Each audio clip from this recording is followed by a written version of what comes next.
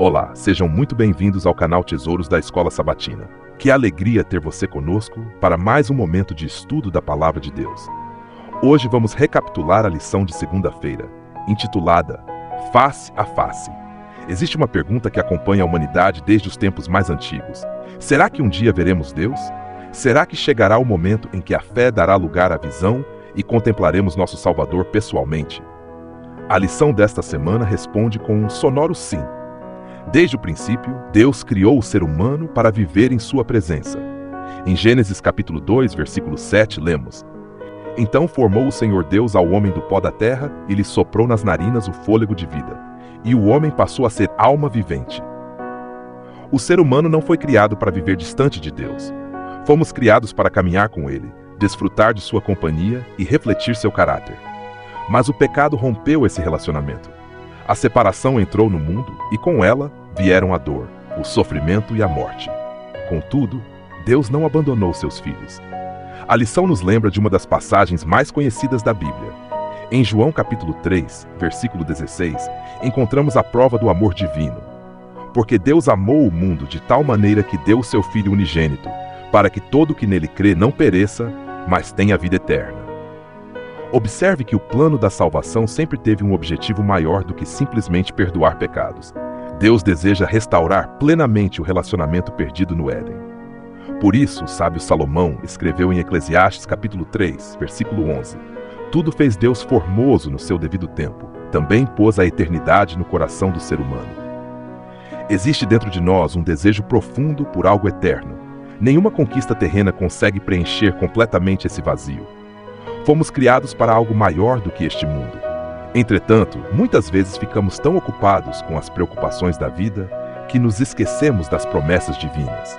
Problemas financeiros, enfermidades, desafios familiares e tantas outras lutas acabam consumindo nossos pensamentos. Mas a palavra de Deus nos convida a olhar para além das circunstâncias presentes. Em Filipenses capítulo 3, versículos 20 e 21, Paulo declara: Pois a nossa pátria está nos céus, de onde também aguardamos o Salvador, o Senhor Jesus Cristo, o qual transformará o nosso corpo de humilhação para ser igual ao corpo da sua glória. Que promessa extraordinária! Nossa cidadania não pertence a este mundo. Somos peregrinos aguardando a volta do Rei. A lição então dirige nossa atenção para o momento mais esperado da história da humanidade, a segunda vinda de Cristo. João contemplou esse evento em visão. Outros profetas também o descreveram. E a Bíblia afirma que ele acontecerá de forma literal, visível e gloriosa. Em Apocalipse capítulo 14, versículo 14, João escreveu: Olhei e eis uma nuvem branca, e sentado sobre a nuvem um semelhante a filho de homem, tendo na cabeça uma coroa de ouro e na mão uma foice afiada. Imagine essa cena. Uma pequena nuvem aparece no horizonte. Aos poucos ela se aproxima. Sua glória aumenta. Seu brilho ilumina os céus. Então o mundo percebe que não se trata de uma nuvem comum. É Jesus voltando. Acompanhado por milhões de anjos, o Salvador retorna para buscar seu povo. Jesus havia falado sobre esse momento em Mateus capítulo 25, versículo 31. Quando vier o Filho do Homem na sua majestade, e todos os anjos com ele, então se assentará no trono da sua glória. Não será um acontecimento secreto. Não será um evento restrito a um pequeno grupo. A Bíblia afirma em Apocalipse capítulo 1, versículo 7: Eis que vem com as nuvens, e todo olho o verá. Todo olho o verá. Os poderosos da terra o verão. Os humildes o verão. Os que creram em sua promessa o verão. E aqueles que rejeitaram sua graça também o verão. Mas há outro momento emocionante descrito nas Escrituras. Em 1 Tessalonicenses capítulo 4, versículo 16, Paulo declara: Porquanto o Senhor mesmo, dada a sua palavra de ordem, ouvida a voz do arcanjo e ressoada a trombeta de Deus, descerá dos céus, e os mortos em Cristo ressuscitarão primeiro. Que cena gloriosa! Os túmulos dos justos se abrirão. Os que dormiram confiando em Jesus ouvirão novamente sua voz. A mesma voz que chamou Lázaro para fora do sepulcro chamará os salvos para a vida eterna. E conforme lemos em João capítulo 5, versículo 28, Jesus declarou: Vem a hora em que todos os que se acham nos túmulos ouvirão a sua voz.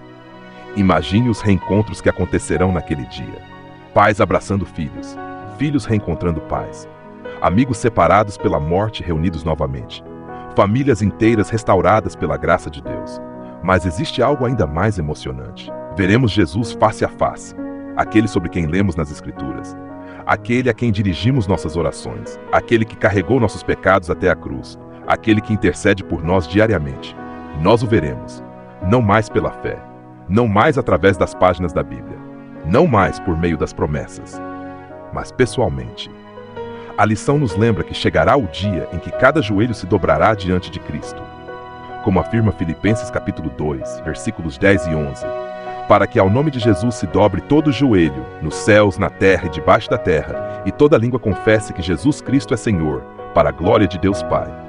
Todo o universo reconhecerá a justiça, o amor e a soberania de Cristo. E naquele dia compreenderemos que valeu a pena permanecer fiéis. Valeu a pena cada oração. Valeu a pena cada renúncia. Valeu a pena cada lágrima derramada. Valeu a pena confiar em Deus quando não conseguíamos entender seus caminhos.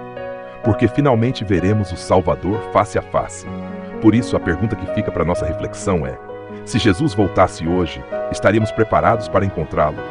Que possamos viver cada dia com os olhos voltados para o céu, aguardando com alegria o glorioso retorno de nosso Senhor. Oremos. Querido Pai, obrigado pela maravilhosa esperança da volta de Jesus. Ajuda-nos a viver como cidadãos do céu, mantendo nossos olhos fixos em Tuas promessas. Fortalece nossa fé e prepara nosso coração para o dia em que veremos nosso Salvador face a face. Em nome de Jesus, amém. Muito obrigado por acompanhar mais esta recapitulação. Que Deus abençoe sua vida ricamente e nos encontramos no próximo estudo aqui no canal Tesouros da Escola Sabatina.